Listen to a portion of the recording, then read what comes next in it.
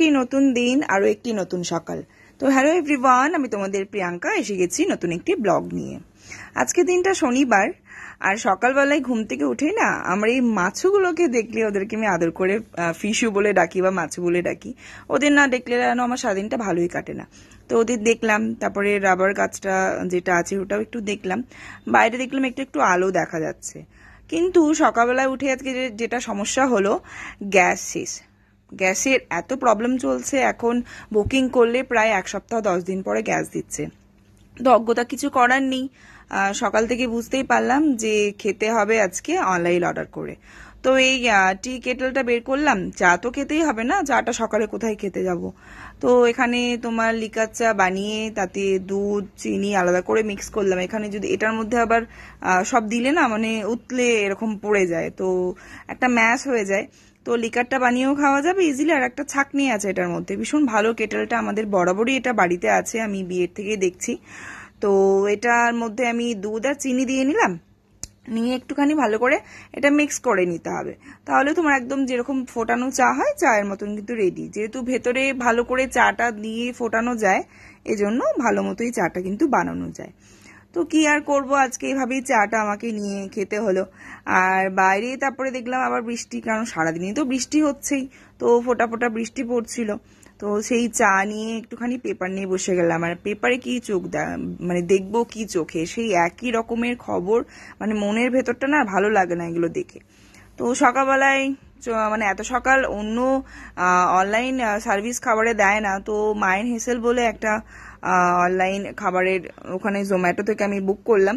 তো মাছ ভাজা ভুজি সব দিয়ে আর কি, হাজব্যান্ডের অফিস ছিল, ভীষণ তাড়া ছিল, আর এত সকাল কি পাবো, 9টায় বুক করলাম, 10টার মধ্যে মোটামুটি চলে এলো, 45 মিনিটসের মধ্যে।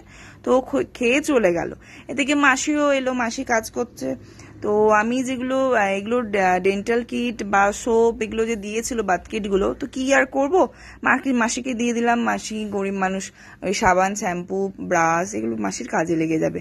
তারপরে যেহেতু গ্যাস কবে আসবে ঠিক নেই, তাই এগুলোও মাসিকে দিয়ে দিলাম, যে যা ছিল মাসি এগুলো তুমি নিয়ে যাও, বাড়িতে তুমি রান্না করে খাবে। তারপরে দেখো কি অন্ধকার হয়ে এসছে, জামা কাপড়গুলো মিলেছিলাম, কি করবো না করবো ভেবে উঠতে পারছি না। সেই যেগুলো ছিল বাকিগুলো উঠিয়ে নিয়ে ভালো করে ভাঁজ করে নিলাম। এগুলো এবারে জায়গায় রেখে দেবো, কারণ এক ঝাঁক করে বৃষ্টি আসছে, এক ঝাঁক করে রোদ্দুর উঠছে, যা খুশি হচ্ছে, মানে রোদ্দুর খুব একটা বেশি নেই বললেই চলে, আভাটুকু যেটুকু। আর এটা আমার আরেকটা রুম, মানে রুমের তো শেষ নেই ঘরের মধ্যে, কিন্তু সব রুম তো আর ব্যবহার করা হয় না সবসময়, কারণ আমিও কাজের মধ্যে থাকি, হাজব্যান্ডও কাজের মধ্যে থাকি, বাড়ির যে যার সে তার মতো কাজ করে।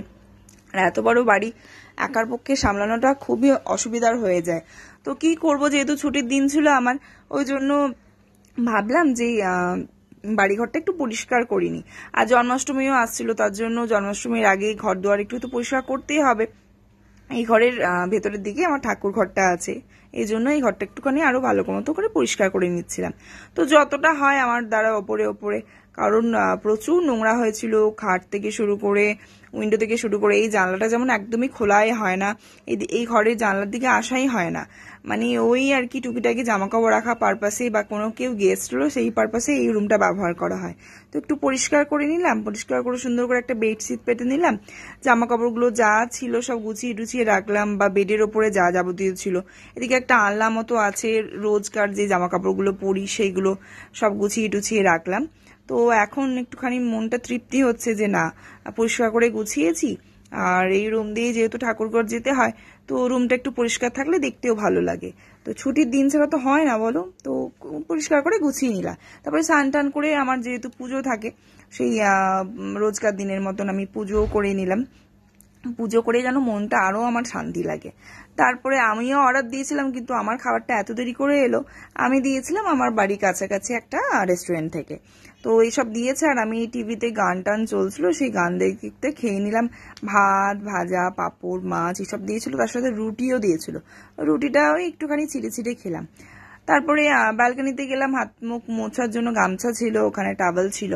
তো দেখি সেই বৃষ্টি পড়েই যাচ্ছে ননস্টপ, আর রাস্তাঘাট এত কাদা কাদা হয়ে গেছে, ঝিরঝির করে যেহেতু বৃষ্টি হচ্ছে, জোর হলে তো এগুলো পুরো একদম জলে ভর্তি হয়ে যায়। তো তারপরে একটুখানি আমি ক্যাডবেরি খাচ্ছিলাম, এটা রাখির সময় এক ভাইয়ের কাছ থেকে পেয়েছি, দিয়েছে আমায়। তো একটুখানি রেস্ট নিয়ে নিলাম। রেস্ট মানে আর কি ফোন দেখা, এদিক ওদিক শোয়া, মানে ছুটির দিনে যা হয় আর কি। তারপরে সন্ধ্যাবেলায় ওরকমভাবেই আবার চা বানিয়ে নিলাম কেটলিতে। তারপরে শনিবারে আমার লাইভ করার ছিল, যেহেতু আমার প্রিয়াঙ্কাস কালেকশনের বিজনেস পেজ আছে, তোমরা অনেকেই জানো। তো সেই কারণে অনেকদিন লাইভ করা হয়নি ফোনটা খারাপ হওয়ার জন্য। তো ভাবলাম চলো আজকে একটা লাইভ করে নিই, সময় পেয়েছি। তো সেই লাইভ করতে গেলে কিন্তু অনেক খাটনি খাটতে হয়, আগে জিনিস গুছিয়ে নিতে হয়, ঠিক মতো করে বসতে হয়। তো সেই লাইভ করার জন্যই আজকে আমি প্রিপারেশন নিচ্ছিলাম, যে অনেকদিন হয়নি আর অনেক নতুন প্রোডাক্ট এসে জমা হয়ে আছে, দেখাতেও হবে সামনে, যেহেতু দুর্গাপুজোও আসছে। তো সেই লাইভ নিয়ে বসেছিলাম, বেশ ভালোই লাগলো, অনেকের সাথে কথা হলো, অনেকদিন পরে আমাকেও অনেকে দেখলো। তো বেশ সময়টা ভালো কাটছিল। তারপরে রাতে যেহেতু রান্নাও থাকে, তো সেইগুলো আর মানে রান্নার করার তো কিছু ছিল না, কারণ যেহেতু গ্যাস ছিল না। তো সেই আবার অজ্ঞতা কি করা হলো, রাতের রান্নাটাও আবার অর্ডারই দেওয়া হলো। রাতের আর অনলাইনে অর্ডার দেওয়া হয়নি, পাশে মানে আমাদের দোকান আছে, তো সেখান থেকে রুটি, সবজি আর মিষ্টি আমার ছিল। সেই মুভি হচ্ছিল স্ত্রী, মুভিটা দেখতে দেখতে খেয়ে নিলাম। তো চলো, ব্লগটা কেমন লাগলো জানিও। তোমরা সবাই ভালো থেকো, আবার দেখা হবে পরবর্তী ব্লগ।